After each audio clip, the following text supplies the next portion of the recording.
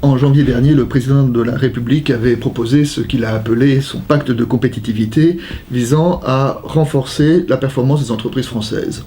La position était plutôt juste. On sait que les entreprises françaises ont perdu beaucoup de compétitivité depuis 10 ans. Et si on veut créer des emplois, la lutte contre le chômage, eh bien, dans le système capitaliste, il n'y a pas d'économie saine et prospère qui ne repose sur des entreprises saines et prospères. Le gouvernement avait avancé le chiffre de 50 milliards d'euros, le coût de ces mesures, et il a dit que dans les semaines qui suivraient, il allait présenter le financement de ces mesures. Ça fait maintenant bientôt 3 mois, on attend toujours les contreparties exactes.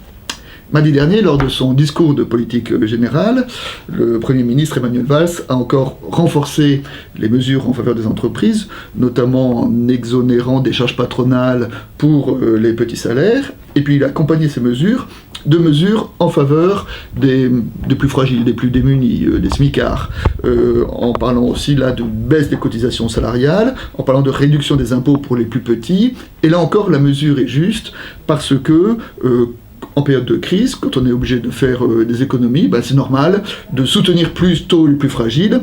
En effet, quand on est obligé de baisser un peu ceux qui sont riches, ils baissent sur leur surplus, alors que ceux qui sont pauvres, s'ils doivent baisser, ils baissent sur l'essentiel. Donc ces deux mesures sont justes. Le problème, c'est qu'il y a une troisième contrainte, c'est la contrainte budgétaire. La contrainte budgétaire qui nous est notamment très suggéré par l'Europe, mais ce n'est pas pour nous embêter, c'est pour nous dire simplement que notre pays est déjà fortement endetté, et nous savons que le financement de la dette repose sur la confiance des marchés dans la capacité de la France à rembourser ses dettes, et que si jamais cette confiance vient à s'éroder, les taux vont augmenter, et c'est le poids de la dette qui va être alourdi d'autant. Donc là encore, il est juste d'essayer de lutter contre le déficit. Mais le problème entre ces trois données, les aides aux entreprises, les aides aux petits revenus et de maintenir le déficit, ces trois données sont globalement incompatibles. J'ai intitulé l'éditorial « L'équation impossible ». En face de toutes ces baisses de recettes, il faut apporter des baisses de dépenses. Et pour l'instant, le gouvernement a dit qu'il allait présenter dans les semaines qui viennent quelles sont ces baisses. Pour l'instant, nous les attendons. En tout cas, il faut savoir que pour l'instant, il annonce une baisse de 50 milliards en 3 ans. Alors que les baisses de recettes, c'est plutôt une quarantaine de milliards par année. Donc on ne voit pas très bien comment cette équation va se résoudre. Il faut savoir que ce sera très difficile.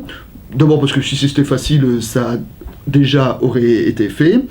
Et c'est quand il y aura les accompagnements, les mesures budgétaires, qu'on verra si le gouvernement est vraiment courageux ou s'il fera comme ses prédécesseurs, qui consistera à refiler la patate du déficit au suivant, en sachant que la patate est de plus en plus chaude et qu'un jour, elle risque d'exploser.